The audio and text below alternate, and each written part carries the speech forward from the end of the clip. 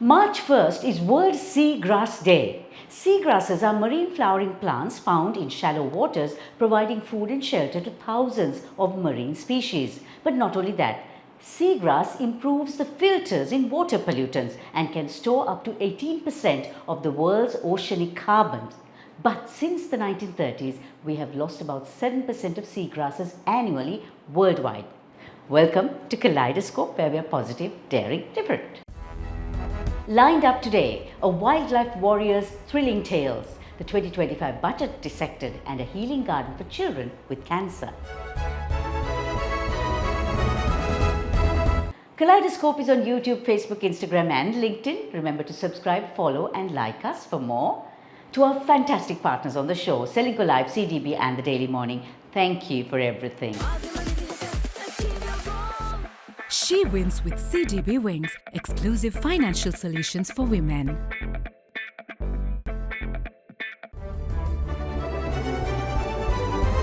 Looking back at the week that was on CDB Snapshot. Sri Lanka makes 1.78 trillion rupees in digital payments in 2024, 114% more than in 2023.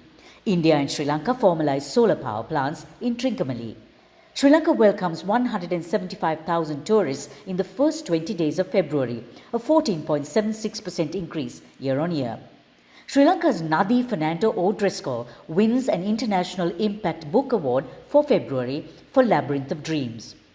Good news, the wombat bounces back to existence from just 35 in 1980 to over 400 living in the wild today. Reality star Paris Hilton sells out her year 2000 wardrobe in less than 24 hours for charity.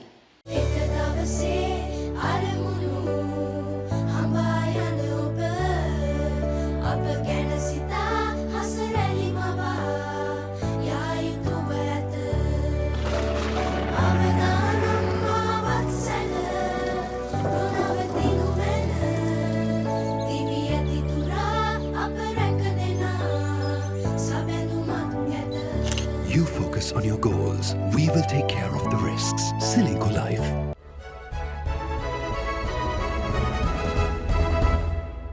Welcome to Seagrass Life News Capsule. The 2025 budget has been announced and people have thoughts. We're aiming for a 6.7% budget deficit of GDP and tax revenues up to 13.9% of GDP, and planned expenditure is 5,886 billion rupees. Quite a few changes and quite a few familiarities as well. Here to dissect our new budget is former managing partner of PwC, Sujeewa Mudalige. Focusing on the big picture of the budget, what are your observations? So my initial thoughts is that it's a continuation of the policies what we had in the past. So I give credit to President AKD for not upsetting the status quo. And so there is policy consistency and stability. What are the problem areas in implementation? 2024 was a year of taxes. So there is no respite. You will have more taxes this year, may not be new taxes, but collection going up 25% means a lot more revenue to be collected. And the big ticket item is motor vehicles. Unfortunately, the government has ensured that no average person can afford a new motor vehicle today. Government needs about 900 billion of new income compared to last year. Out of the 900 billion, about 300 billion will come from motor vehicles. So if you and I don't buy new vehicles, that revenue is not going to come, and then government will be in a fix. How do I collect this income? Do I bring new taxes or do I cut expenditure? Cutting expenditure is tough. So my take on it is that by the middle of the year, the government will reassess and see how are we going to bridge this gap. We are aiming for a 5% growth target. Achievable? See, at 5% Savithri, you and I won't feel a difference in our lifestyles. See, if you take President AKD's hometown, Tambuttagama, the farmer in Tambuttagama, if you go and tell him we have 5% economic growth, he will say, what does it mean for me, for my family? His living standards needs to improve. So for that to happen, with stable policies what we have right now, you need to do the tough reforms. Without tough reforms, we will struggle to get 5%. Are we relying too much on tax revenues to get our income in? You see, the good thing about this budget, it was a smart move by President AKD. So there were no new taxes in this new budget, right? Why? Because all of them were announced 2 months before. They announced the increase of liquor prices, cigarette prices, car taxes were announced before the budget. Withholding tax went up from 5 to 10%. It's impacting you, me, and our old parents. And the removal of VAT from some other items like school equipment, medical equipment, all that was removed. So the VAT revisions were done, and income tax was brought in on exports. So all those were done before. So this was, even though we call it a Aya Vaya, there is no Aya in this. It's only a Vaya budget. So it's from a finance minister's perspective, it's good. It's all about handouts and expenditure. No burdening the masses with new taxes. So let's take a peek at this week's markets. After hitting all-time highs this year, the All Share Price Index finally seems to have run out of steam, with average daily turnover levels dropping to the 2 billion rupee levels and the index dropping by 2% in a shortened work week. Oil prices fell about 2% to a 2-month low on weak economic news from the US and Germany, fearing slower energy demand and signs that oil output was on track to increase in several countries. Gold hit a record high of nearly $2,957 per ounce, but then slid as investors booked profits. The BAFTAs were last week, and the who's who of Hollywood showed up in unrivaled style on the red carpet.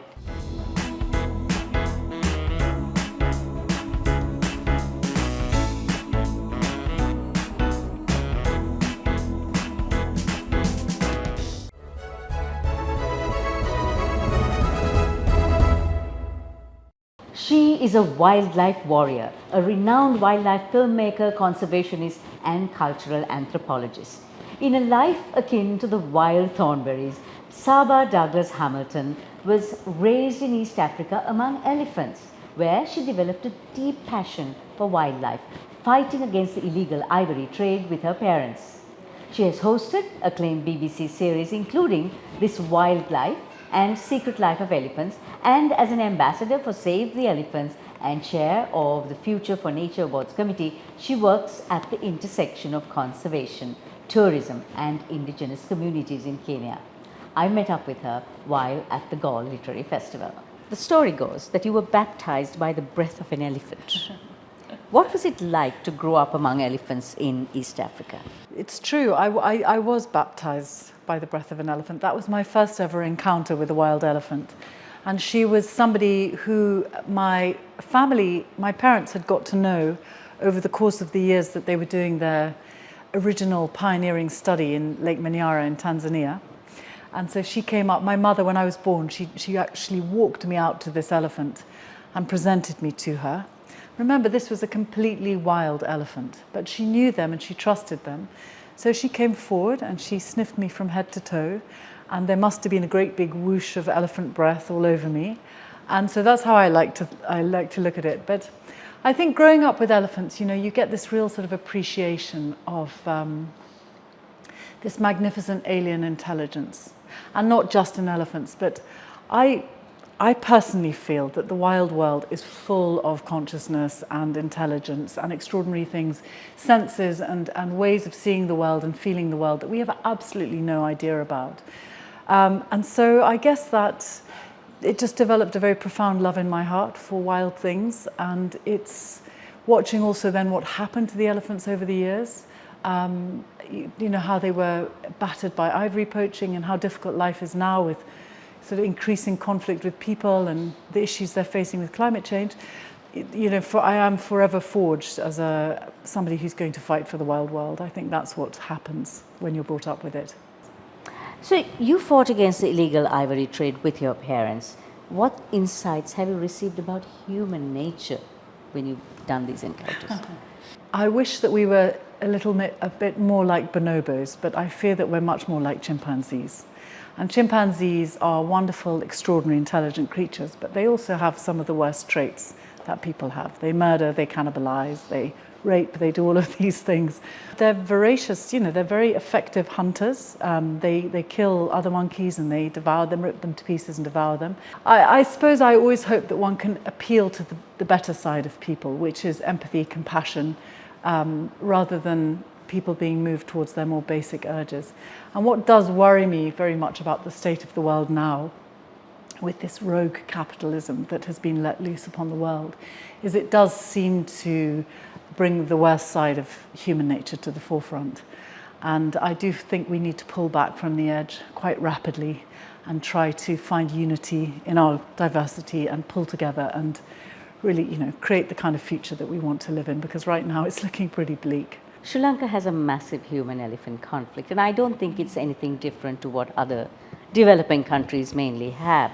How do you balance conservation efforts with the needs of local communities? The most important thing is proper landscape planning. We all talk about long-term sustainability, but we don't really do enough to get there. And the point about wild animals is that they don't need all the space. They just need corridors that can move them from one critical area to another. And they don't have to be very wide, but they have to allow them to move through people safely. And so a lot of it comes down to having the courage to maybe buy up some farms, create corridors, and as soon as you do that, you start to remove the problems of conflict. So we are humans. Our main focus is humanity, the happiness and the well-being of humanity and the prosperity of humanity. But if we destroy our biodiversity, then we're destroying the fabric of life that we depend upon. And elephants are an important part of that, especially I would imagine here. I don't know very much about them, but I'm sure that there's some of the key seed dispersers that you have in your forests, and they're part of what propagate your forests here. So along these lines, if we flip the coin, what emerging conservation initiatives or trends give you hope for the future? I love concepts like Half Earth, for example, which was an idea that was proposed by E.O. Wilson, that wonderful American biological thinker. And this idea that for us to have an optimal environment, we need to set aside at least half of the earth for nature. And it is picking up pace, this movement. So I do find that very exciting. I also think that there's a lot to be said for people eating less meat, especially in developed countries like America, where the production of meat is industrial. And so I think that, I do really believe in the power of the individual. And I think that each one of us making small change become a powerful force for change when we're united. And that really would be my final message, is just that if every single one of us does one thing every day to try to make the world a better place, we're going to start moving in the right direction.